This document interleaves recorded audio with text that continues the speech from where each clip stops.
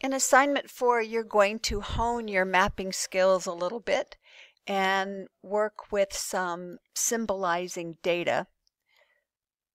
So we're going to start, like always, with a new map. And this is going to be about migration and immigration, or net migration. So I'm just going to start this one.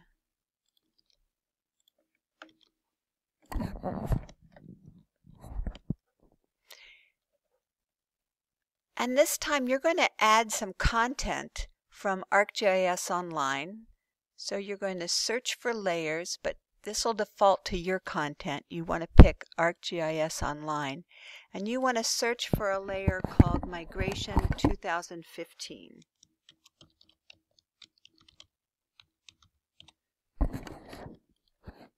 Search for that. You may need to scroll down and find it, because I just had it here a minute ago. It's thinking.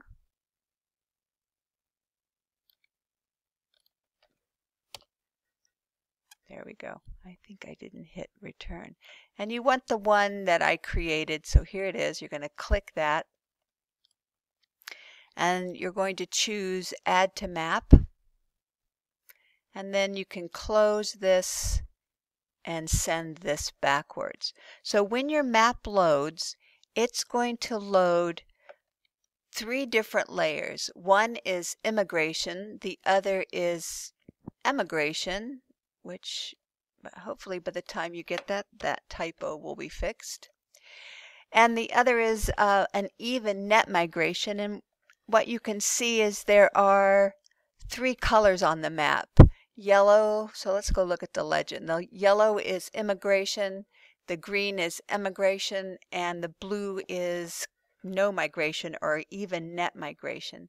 So what you want to be able to do is symbolize these so that they show what's called a choropleth map, or a color value correlating with a color intensity. So I'm going to go back here to show contents, and as you see, when I hover over these different layer names, I can see these symbol style changes. So I'm going to click that for the first one.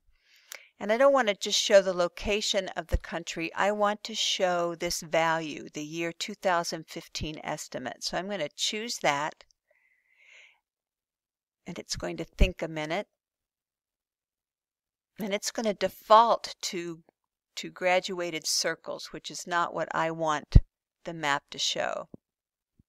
I just did this a second ago and it went really fast, so I don't know what the web issue is right now. I don't want to leave it as circles. I want to color in the outline of the country, so I'm going to choose counts and amounts by color. So I'm going to click this. And then I'm going to click Options so that I can change my symbol here. And I'm going to pick this light green to dark green. So I'm going to choose that. And then I want to choose a classification so that my data gets grouped into different amounts. And I'm going to choose OK for this. So now I have classified and done. I've classified my first immigration layer. Now I'm going to go back and I'm going to classify the immigration layer. I'm going to choose that. I'm going to choose the same data field. I'm going to classify by estimates, and it's going to think a while again.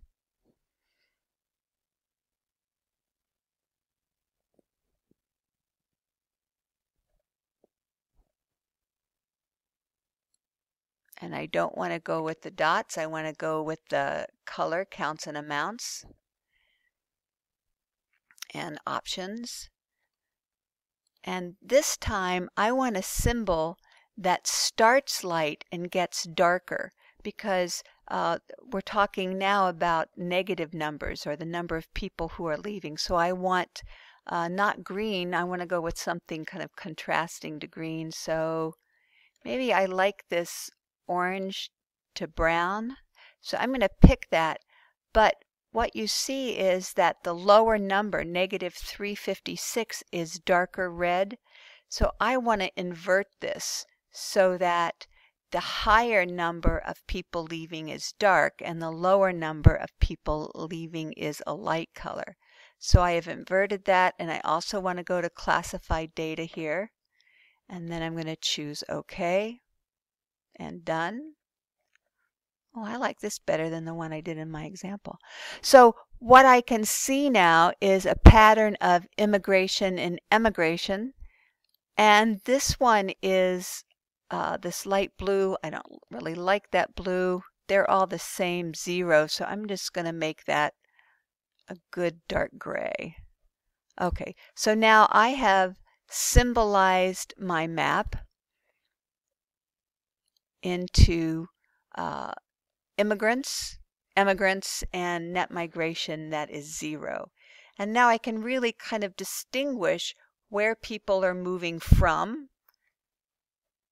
So all of the red and yellow countries are countries where there's more people emigrating or leaving. And in the greener areas, this is where more people are entering a country.